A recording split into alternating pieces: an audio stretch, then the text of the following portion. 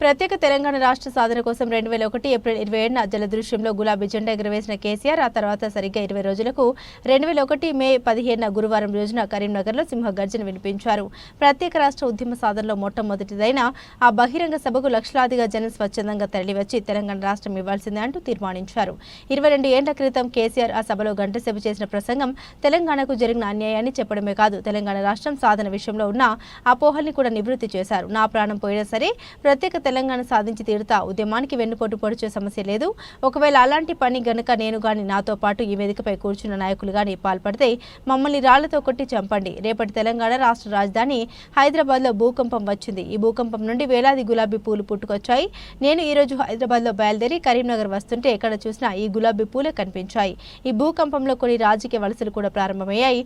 నేను బక్కపల్చగా ఉండవచ్చు, కానీ 3 కోట్ల మంది తెలంగాణ ప్రజల మద్దతే నాకున్న బలం. ఇదే సహకారం మద్దతు అందిస్తే శాంతియుతంగా ప్రజాస్వామ్య పద్ధతిలో ప్రత్యేక రాష్ట్రం సాధించి తీరుతాం. ప్రత్యేక రాష్ట్ర సాధన కోసం ప్రాణ త్యాగానికైనా సిద్ధం. ఈ లక్ష్య సాధనలో వెనుకడుగు వేస్తే నన్నే కాకుండా తెలంగాణ రాష్ట్ర సమితి నాయకులు ఎవరినైనా ప్రజలు రాళ్లతో కొట్టి చంపవచ్చు.